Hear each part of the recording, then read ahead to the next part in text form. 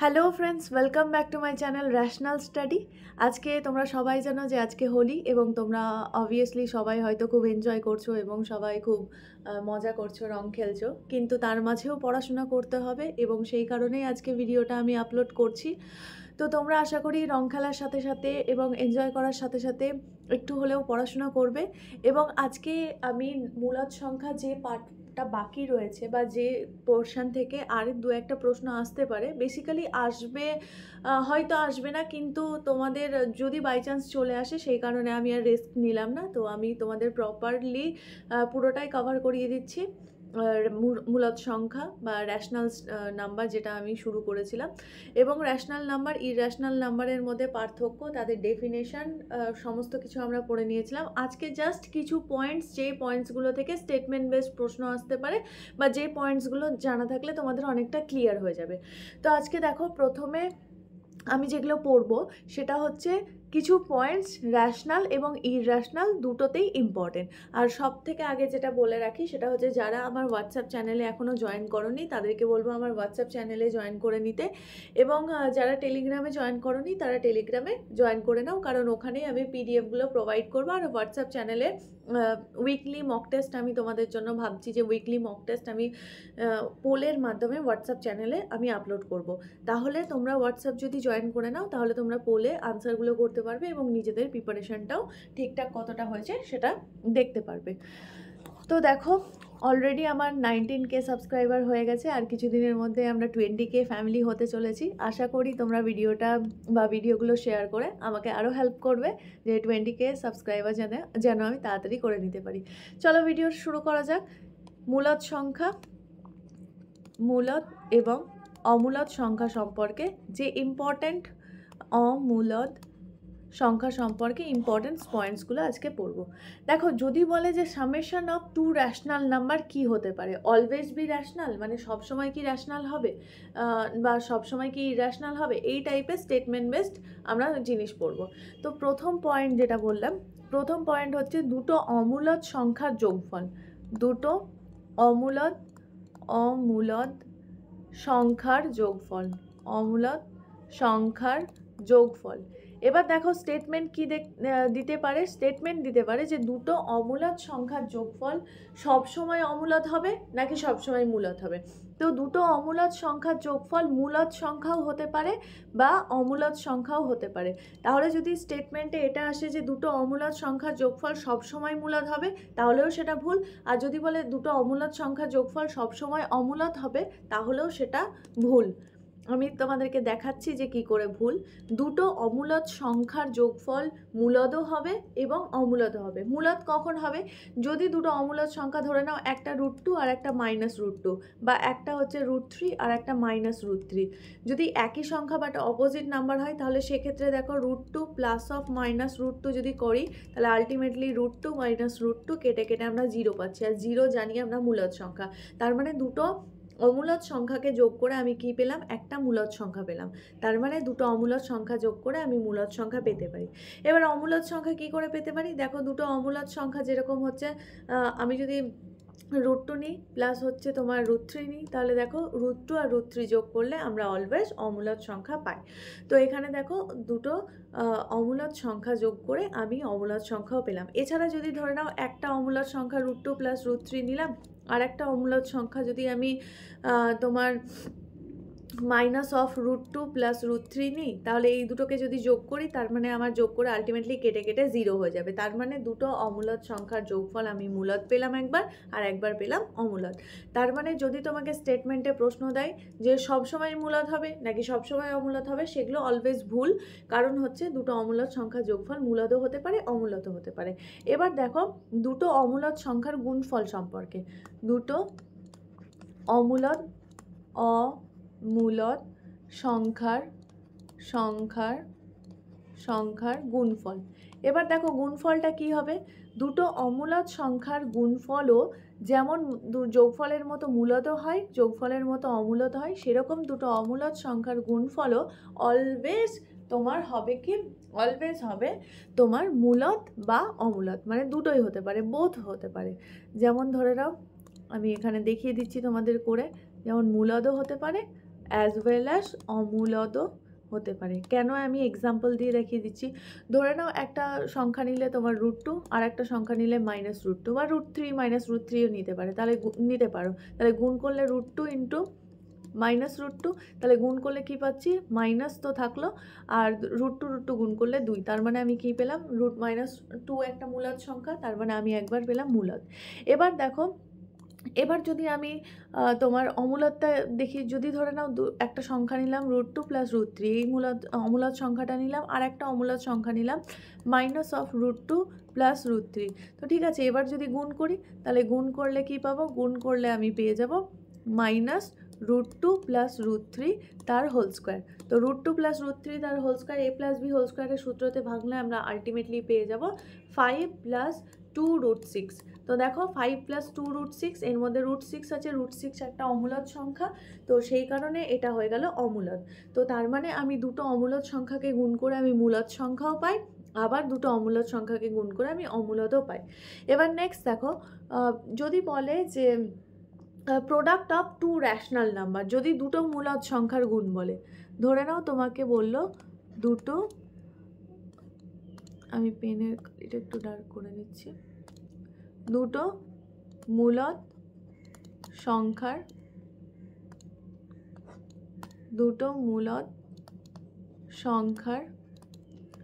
গুণ। যদি দুটো মূলদ সংখ্যার গুণ বলে, তাহলে সেক্ষেত্রে কি করব, দুটো মূলদ সংখ্যার যদি গুণ বলে, তাহলে সেটা সব সময় কি হবে, অলওয়েজ র্যাশনাল হবে, মানে সর্বদা হয়ে যাবে র্যাশনাল বা মূলদ, সর্বদা র্যাশনাল বা মূলদ হবে। তার মানে দুটো অমূলদ সংখ্যাকে গুণ করলে আমি সবসময় কি পাবো, দুটো মূলদ সংখ্যাকে গুণ করলে আমরা সবসময় মূলদ সংখ্যা পাবো। কেন? কারণ হচ্ছে মূলদ সংখ্যাকে দেখো আমরা p/q আকারে লিখতে পারি। এবার আরও একটা সংখ্যা যদি নিই, সেটাকে ধরে নাও a/b আকারে লিখি, p/q যা a/b, তো আলটিমেটলি আমরা p/a/qb পাচ্ছি, তার মানে এটাও একটা p/q আকার। তাহলে দুটো মূলদ সংখ্যাকে গুণ করলে আমরা সব সময় কি পাবো, সব সময় আমরা পাবো মূলদ সংখ্যা। এটা মনে রাখবে, অমূলদ গুণ করলে মূলদ অমূলদ পেতে পারি, আর অমূলদকে যোগ করলে মূলদ অমূলদ পেতে পারি, কিন্তু দুটো মূলদ সংখ্যাকে যোগ করলে আমরা গুণ করলে আমরা সব সময় মূলদ সংখ্যা পেয়ে যাব। তো এটা তোমরা খেয়াল রাখবে। এবার ধরো একটা প্রশ্ন মাঝে মাঝে চলে আসে, সেখান থেকে তোমাদের এটা করিয়ে দিই এই প্রশ্নটা। সেটা হচ্ছে দেখো, তোমাদের যদি বলে যে দুটো সংখ্যার মধ্যে র্যাশনাল নাম্বার আর ইররেশনাল নাম্বার কতগুলো থাকে, তাহলে দুটো সংখ্যার মধ্যে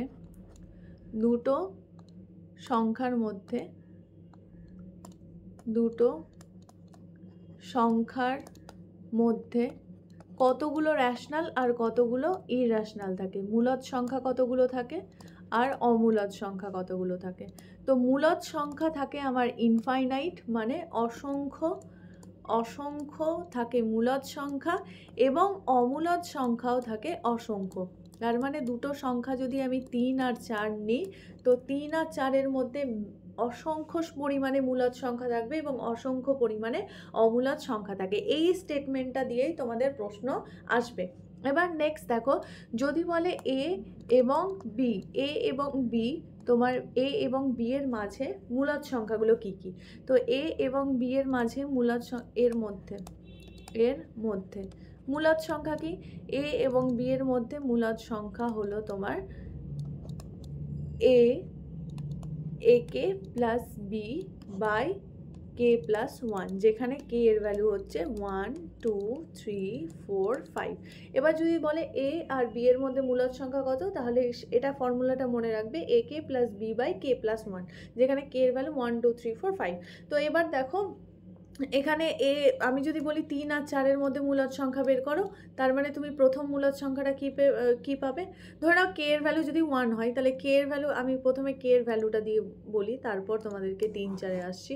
কে এর ভ্যালু ফার্স্টে যদি 1 নিই, তার মানে প্রথমটা হয়ে যাবে a প্লাস বি বাই কে এর ভ্যালু 1 1 প্লাস 1 2, আর কে এর ভ্যালু যদি 2 নিই, তাহলে 2a প্লাস বি বাই 3, কে এর ভ্যালু যদি 3 নিই, তাহলে হয়ে যাবে 3a প্লাস বি বাই 4, কে এর ভ্যালু যদি 4 নিই তাহলে হয়ে যাবে 4a প্লাস বি বাই 4 নিলে হয়ে যাবে 5। এইভাবে চলতে থাকবে। তার মানে যদি 3 আর যদি এ এর ভ্যালু ধরে নাও 3 নিলাম আর বি এর ভ্যালু 4 নিলাম, মানে 3 আর 4 এর মধ্যে মূলদ সংখ্যা বের করতে বললো, তাহলে এটা কি হয়ে যাবে 4 আর 3 7/2। আর নেক্সটটা কত হয়ে যাবে 7/2। নেক্সট হচ্ছে এ এর ভ্যালু 3, তার মানে 3 দুগুণ 6 আর 4 হচ্ছে 10/3। তারপরে হচ্ছে তোমার 3a প্লাস বি বাই 4, তার মানে 3 3 9 আর 4 13, তাহলে 13/4। তারপরে যদি জিজ্ঞেস করে যে কোনটা হবে, তাহলে এটা হবে তোমার 3 দিয়ে গুণ করো, 3 4 12 প্লাস হচ্ছে 4, 12 আর 4 16/5, তো 16/5 হয়ে যাবে। এইভাবে তোমরা মূলদ সংখ্যা বের করতে পারো। তো মূলদ সংখ্যা থিওরি এটা জাস্ট এই থিওরিটা দিয়ে প্রশ্ন আসতে পারে, তো এটা মনে রাখো, তাহলে হবে, আর কিছু এক্সট্রা করে করার দরকার নেই। এবার দেখো তোমার ইনফাইনাইট নাম্বার আমরা র্যাশনাল এবং ইররেশনাল পেলাম, এই টপিকটা থেকে এই টাইপের প্রশ্নই আসবে, এর থেকে বাইরে তোমাদের বিশেষ কোনো প্রশ্ন আসবে না। এবার ভগ্নাংশ আমি তোমাদের করিয়েছিলাম, সেখান থেকে একটা মূলদ সংখ্যা থেকে প্রশ্ন আসতে পারে। সেটা হচ্ছে ধরে নাও দুটো ভগ্নাংশ, ধরে নাও 3 4 এবং হচ্ছে 7 3 মধ্যে আমাকে মূলদ সংখ্যা বের করতে বললো। তো 3 4 এবং 7 3 মধ্যে মূলদ সংখ্যা বের করতে বললো। তো 3 4 আর 7 3 মধ্যে কে বড়? 3 4 ছোট এবং 7 3 বড়। কি করে বুঝলাম? সেটা হচ্ছে দেখো, দেখেই বুঝতে পারছি, কিন্তু তবুও আমি তোমাদেরকে ইকুয়েট করা শিখিয়ে দিই। 3 4 আর 7 3, এটা আমি ভগ্নাংশতে করাইনি, কিন্তু আমি প্রিভিয়াসলি করিয়েছিলাম, আগে শর্টসে এবং অন্যান্য ভিডিওসে করিয়েছিলাম, কিন্তু ভগ্নাংশ করানোর সময় এই সিরিজটার মধ্যে করানো হয়নি। তো 3 4 এবং 7 3 কে বড় কে ছোট কিভাবে বুঝবে? নিচে যে সংখ্যাগুলো আছে সেই সংখ্যাগুলোর লসাগু করো, লসাগু করে সেই নিচের সংখ্যাটাকে লসাগু বানাতে হবে। তো এখানে দেখো 4 আর 3 লসাগু আমরা কত পাই? 4 আর 3 লসাগু পেয়ে যাই আমরা 12। তো নিচের সংখ্যাগুলোকে সেম বানাতে হবে। সেম বানাতে গেলে কত বানাবো? লসাগুকে বানাবো। তো 3/4 রাখো। তো 4কে কত দিয়ে গুণ করলে 12 হবে? 3 দিয়ে গুণ করলে 12 হবে, সেই কারণে ওপরেও 3 দিয়ে গুণ করতে হবে। তাহলে আলটিমেটলি আমি পেলাম 9/12। ঠিক আছে। এবার নেক্সট দেখো, এখানে 7/3 রয়েছে। 3কে আমাকে কত বানাতে হবে? 12 বানাতে হবে। 12 বানাতে গেলে 4 দিয়ে গুণ করতে হবে, তাহলে ওপরেও 4 দিয়ে গুণ করলাম, তাহলে 4 7 28 বাই হচ্ছে এখানে পেয়ে গেলাম আমি 12। তো এখানে হয়ে গেল 9/12 আর এখানে 28/12।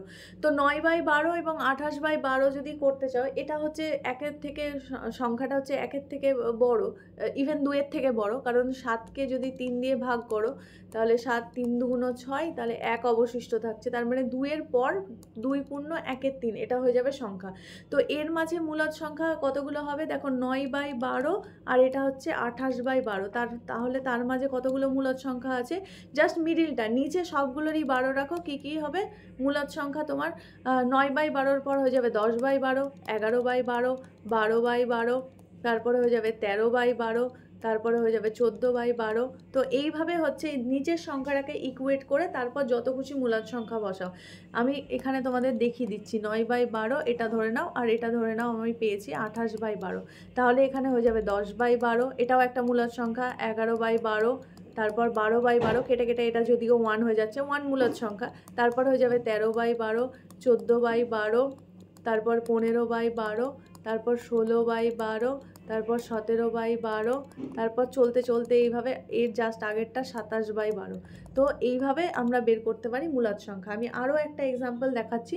ধরে নাও তোমাকে বললো 3 4, আর ধরে নাও এটা মাইনাসেও থাকতে পারে, কোনো অসুবিধা নেই, মিডিলে একটা 0 আসবে, এই যা 3 4 আর হচ্ছে তোমার 3 4 আর একটা করে দিলাম 4 5। 3 4 আর 4 5-এর মধ্যে মূলদ সংখ্যা বের করো। তো বলে দিতে পারে 3টে বের করো বা 4টে বের করো। তো প্রসেসটা দেখো, প্রসেসটা সেম। আবার ওটাকে আমি ইকুয়েট করব ভগ্নাংশগুলোকে।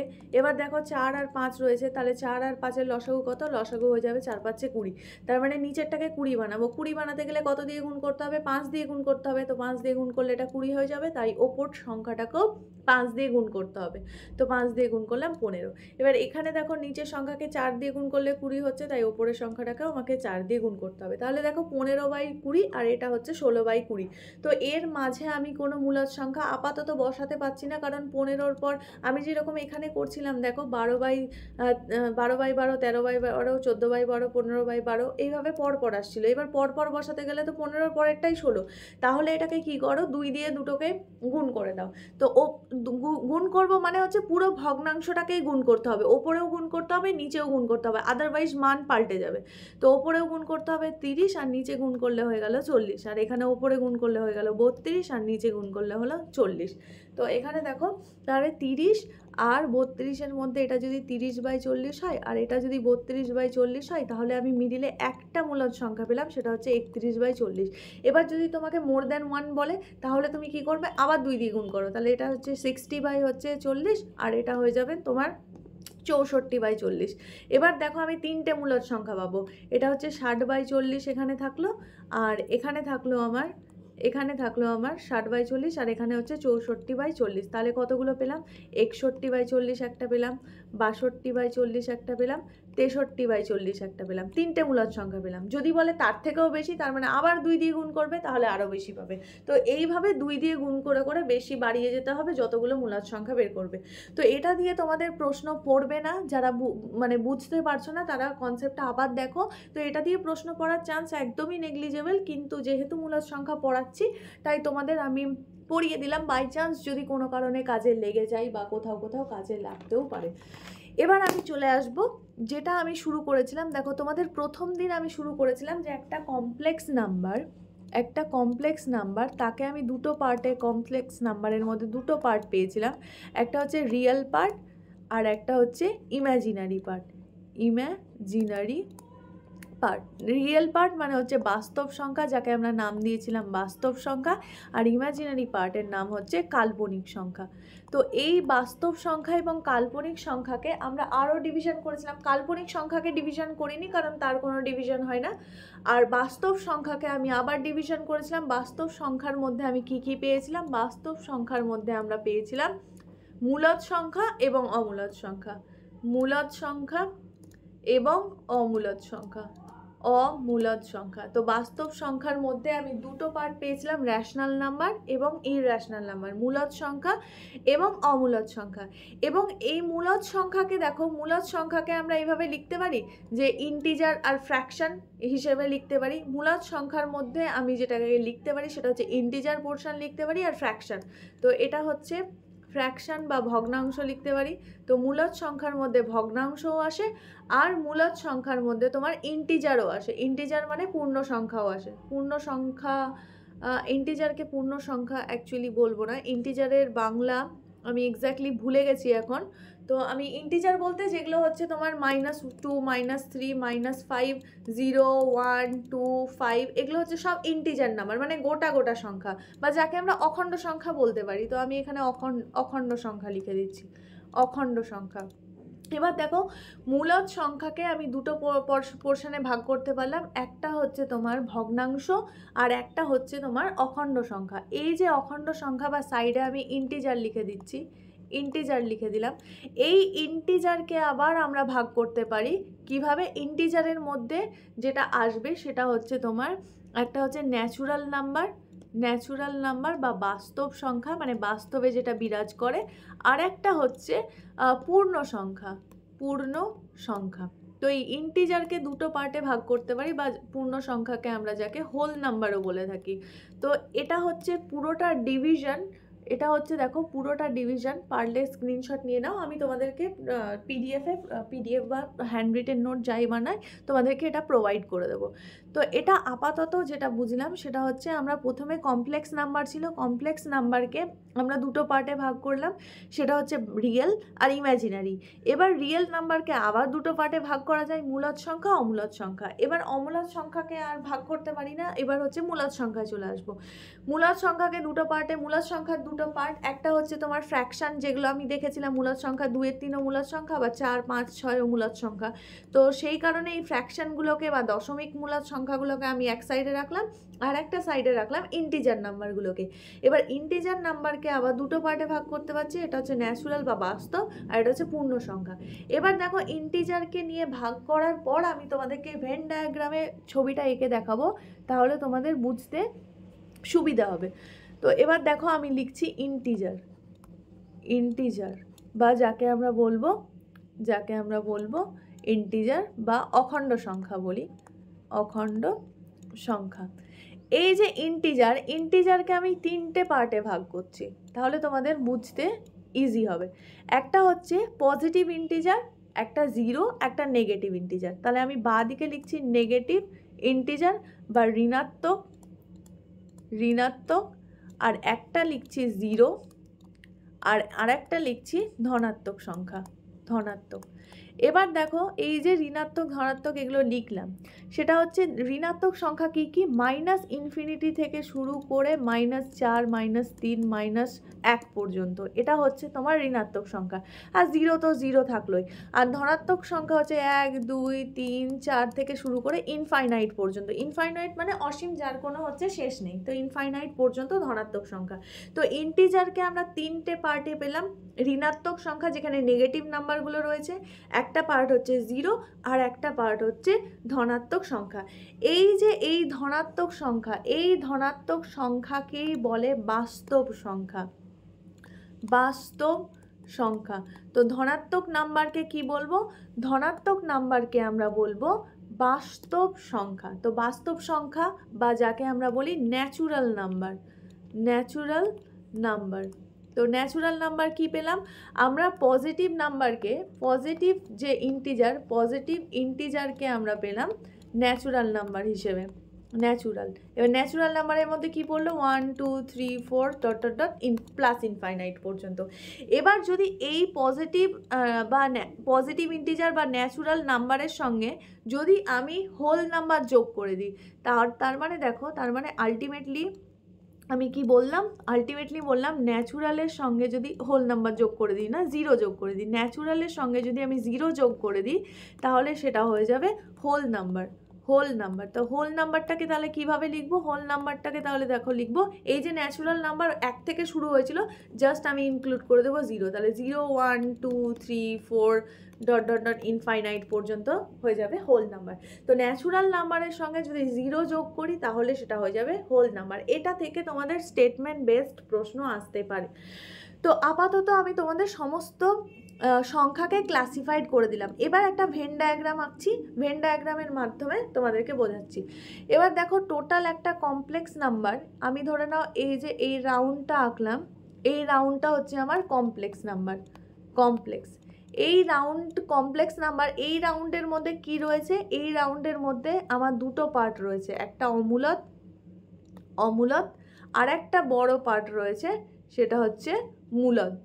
ঠিক আছে, এই মূলদ সংখ্যার মধ্যে কি রয়েছে, এই মূলদ সংখ্যার মধ্যে আবার দেখো, এই মূলদ সংখ্যার মধ্যে রয়েছে আমার কি দুটো টাইপের দেখলাম, ইন্টিজার আর ফ্র্যাকশন। তো আমি মূলদ সংখ্যার মধ্যে ইন্টিজার রাখলাম। তো এই ইন্টিজারের বাইরে যে পোর্শনটা হলো, এই পোর্শনটা ফ্র্যাকশনের হয়ে গেল, আর ভেতরটা ইন্টিজারের হয়ে গেল।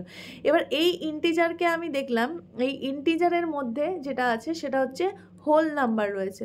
তো এটা হচ্ছে হোল নাম্বার বা তোমার পূর্ণ সংখ্যা, ইন্টিজারের মধ্যে রয়েছে পূর্ণ সংখ্যা। এবার পূর্ণ সংখ্যার মধ্যে রয়েছে আমার ন্যাচুরাল নাম্বার, ন্যাচুরাল নাম্বার। ঠিক আছে, আমি তোমাদের একটা, আমি এখানে তোমরা ড্র করে নাও, আমি যখন ড্র করে তোমাদেরকে পিডিএফে দেব, তখন আমি একটা প্রপার ছবি যদি কোথাও পাই বা ভালো করে ছবি এঁকে দেবো। তো প্রথমে আমি কি দেখতে পেলাম, প্রথমে আমার ছিল ন্যাচুরাল নাম্বার, আমি এন দিয়ে লিখছি। আচ্ছা, এখানে আমি বলে দিই, ন্যাচুরাল নাম্বারকে এন দিয়ে লেখা হয়, হোল নাম্বারকে লেখা হয় ডব্লিউ দিয়ে। তো ঠিক আছে, ন্যাচুরাল নাম্বারকে আমি প্রথমে লিখলাম ন্যাচুরাল নাম্বার। এবার ন্যাচুরাল নাম্বারের সঙ্গে যদি একটা জিরো ইনক্লুড করে দিলাম, তাহলে সেটা গেল হোল নাম্বার। এবার whole number, natural number, extra যদি আমি মাইনাসগুলোকেও যোগ করে দিই, তাহলে এটা কি হয়ে গেল, ইন্টিজার। তো ইন্টিজার বা আই দিয়ে লিখলাম ইন্টিজার। ঠিক আছে, এবার ইন্টিজারের সঙ্গে যদি আমি ওই ফ্র্যাকশানগুলোকেও যোগ করে দিই, তাহলে সেটা হয়ে গেল মূলদ সংখ্যা, মূলদ সংখ্যা। এবার এই এটা মূলদ সংখ্যার গ্রাফ হলো, এটা হচ্ছে আমার অমূলদ সংখ্যার, মূলদ সংখ্যার গ্রাফ হলো। এবার এই মূলদ সংখ্যা আর অমূলদ সংখ্যাকে যদি আমি একটা ইয়ের মধ্যে রেখে দিই, মূলদ সংখ্যা আর অমূলদ সংখ্যাকে, তার মানে আমি পেয়ে গেলাম রিয়েল নাম্বার। রিয়েল, আমি এটাকে কি রিয়েল নাম্বারে ডিভাইড করেছিলাম? আচ্ছা, কমপ্লেক্সের মধ্যে আগে রিয়েল আসবে, তারপর মূলদ অমূলদ আসবে। তো এখানে আরও একটা বক্স হয়ে গেল, সেটা হচ্ছে রিয়েল নাম্বারের বক্স। তো এই মূলদ আর অমূলদ মিক্স করে আমি পেয়ে যাব রিয়েল নাম্বার। এবার রিয়েল নাম্বার পাওয়ার পর তারপর যদি আমি ওর সঙ্গে ইমাজিনারি বা কাল্পনিক নাম্বারগুলোকে যুক্ত করি, তার মানে আলটিমেটলি পুরো নাম্বার, কমপ্লেক্স নাম্বার আমি পেয়ে গেলাম। তো এই গ্রাফটা তোমরা স্ক্রিনশট নিতে পারো বা পিডিএফে তোমরা নিজেরাও বানাতে পারো, বা পিডিএফে তোমরা পেয়ে যাবে। তো আপাতত আমরা এতটুকু বুঝলাম।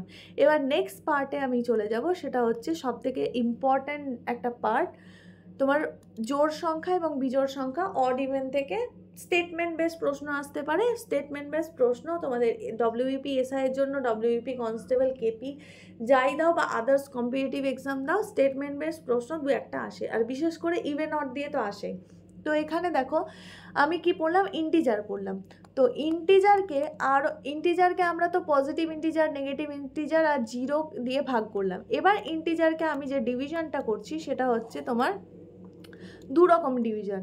একটা হচ্ছে জোড় সংখ্যা বা যাকে আমরা বলি ইভেন নাম্বার, আর একটা হচ্ছে বিজোড় সংখ্যা যাকে আমরা বলি অড নাম্বার। তো জোড় সংখ্যা বা ইভেন নাম্বার কি, যাকে 2 দিয়ে ভাগ করা যায়, মানে 2 দিয়ে ভাগ যায়। যাদেরকে 2 দিয়ে ভাগ যায় তাদেরকে জোড় সংখ্যা, আর বাকিগুলো কি 2 দিয়ে ভাগ যায় না যাদেরকে, সেটা হচ্ছে বিজোড় সংখ্যা। তার মানে এটা ভাগ যায় না, মানে 2 দিয়ে ভাগ যায়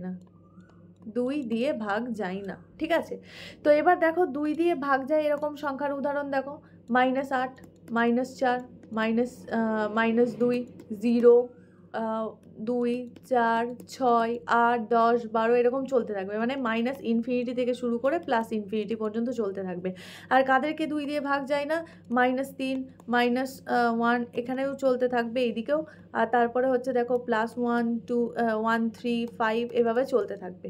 তো এই সংখ্যাগুলোকে, এদিকে সংখ্যাগুলোকে দেখো প্রত্যেককে 2 দিয়ে ভাগ যায়, আর এইদিকে সংখ্যাগুলোকে প্রত্যেককে 2 দিয়ে ভাগ যায় না। এবার এখানে দেখো একটা জিনিস দেখো, জিরোকে আমি ইভেন নাম্বারে রেখেছি, কারণ কি জিরোকে তুমি 2 দিয়ে ভাগ করতে পারো। জিরোকে তুমি 2 দিয়ে যেহেতু ভাগ করা যায়, সেই কারণে আমি জিরোকে ইভেন নাম্বার লিখেছি। জিরোকে যা খুশি দিয়ে ভাগ করা যায়, তুমি 3 দিয়েও ভাগ করতে পারো, 10 দিয়েও ভাগ করতে পারো, কিন্তু যেহেতু জিরোকে 2 দিয়েও ভাগ করা যায়, সেই কারণে জিরো আমার ইভেন নাম্বার হলো, ঠিক আছে। আরও একটা জিনিস এখানে বলে দিই, এখানে আমি জিরোকে পজিটিভেও রাখিনি, পজিটিভেও রাখিনি, আর হচ্ছে জিরোকে আমি নেগেটিভেও রাখিনি। তো পজিটিভে তার মানে জিরো হচ্ছে নাইদার পজিটিভ নর নেগেটিভ, জিরো ধনাত্মকও নয় ঋণাত্মকও নয়, তার মানে জিরো কোনোটাই নয়। জিরো হচ্ছে একটা, কিন্তু বেসিক্যালি আমরা ধনাত্মক হিসেবেই ধরে থাকি, কিন্তু জিরো ধনাত্মকও নয় ঋণাত্মকও নয়। কিন্তু এখানে এক্ষেত্রে দেখো, এক্ষেত্রে আমরা যেটা দেখলাম, জিরো কিন্তু ইভেন নাম্বার। তো জিরো একটা ইভেন নাম্বার, তো মাঝে মাঝে তোমাদের স্টেটমেন্ট বেস চলে আসতেই পারে যে জিরো হচ্ছে একটা জোড় সংখ্যা, তো জিরো ইভেন নাম্বারে তোমাকে ক্লাসিফাইড করতে হবে। এবার ইভেন নাম্বার দিয়ে যে প্রশ্নগুলো আসবে সেটা হচ্ছে দেখো, তোমার হচ্ছে দুটো ইভেন নাম্বার যোগ করলে কি হয়। তো আমি স্টেটমেন্টগুলো লিখে দিচ্ছি, তারপর পরে এক্সাম্পল দিয়ে করাচ্ছি। যদি ইভেন নাম্বার প্লাস ইভেন মানে জোড় সংখ্যা, তো দুটো ইভেন নাম্বার যোগ করলে আমি অলওয়েজ ইভেন নাম্বার পাই। এবার ধরে নাও দুটো অড নাম্বার যোগ করছি, তো দুটো অড নাম্বার যোগ করলেও আমি ইভেন নাম্বার পাবো। তারপরে দেখো, যদি একটা ইভেন নাম্বার আর একটা অড নাম্বার যোগ করি তাহলে কি পাবো, তাহলে আমি পাবো অড নাম্বার। আর দুটো ইভেন নাম্বারের গুণ করলে আমরা কি পাবো, দুটো ইভেন নাম্বার গুণ করলে আমরা পাবো ইভেন নাম্বার। আর যদি একটা ইভেন আর একটা অড নাম্বার গুণ করি তাহলে আমরা কি পাবো, তাহলে আমরা পাবো ইভেন নাম্বার। আর যদি দুটো অড নাম্বার গুণ করি তাহলে আমরা কি পাবো, আমরা পাবো অড নাম্বার। তো এটা দিয়ে প্রশ্ন আসতে পারে, এই স্টেটমেন্টগুলো মনে রাখো। এবার দেখো আমি এক্সাম্পল নিয়ে করে দেখাচ্ছি। দুটো ইভেন, ধরো একটা 2 নিলাম, একটা 4 নিলাম, তো 2 আর 4 যোগ করলে কি হয়, 6 হয়, তার মানে 6 ইভেন পেলাম। এবার দুটো অড নাম্বার, ধরে নাও একটা 3 নিলাম আর একটা নিলাম, ধরে নাও 7 নিলাম, তাহলে 7 আর 3 10 হচ্ছে, তাহলে দেখো এটা আমি ইভেন নাম্বার পেয়ে গেলাম। এবার নেক্সট দেখো, একটা ইভেন একটা অড যোগ করছি, তো একটা ধরে নাও 3 নিলাম আর একটা ধরে নাও ইভেন নাম্বার 4 নিলাম, তাহলে 4 আর 3 7, তার মানে আমি অড পেলাম, তাহলে ইভেন অড যোগ করলে অড পাই। এবার দুটো ইভেন গুণ করলে অলওয়েজ ইভেন হবে, কারণ এর মধ্যেও ইভেন মানে কি, ইভেন মানে হচ্ছে সেটা হচ্ছে 2n, মানে একটা সংখ্যা 2n যার n এর ভ্যালু যেখানে 0 1 2 3 4, মানে এর মধ্যে ইভেনের মধ্যে 2 আছে। তো এখানে 2, এখানেও 2 আছে, এখানেও 2 আছে, তার মানে 2 2 গুণ করলে 4, যেটা হচ্ছে ভাগ যায়, তো ইভেনই পাবো। আর যে কোনো একটা ইভেন হলেই গুণ করলে অড হোক বা ইভেন হোক, আমি অলওয়েজ ইভেন পাবো। কেন ইভেন পাবো? কারণ এর মধ্যে তো 2 আছে, গুণ করলে ওই 2টা থাকবে।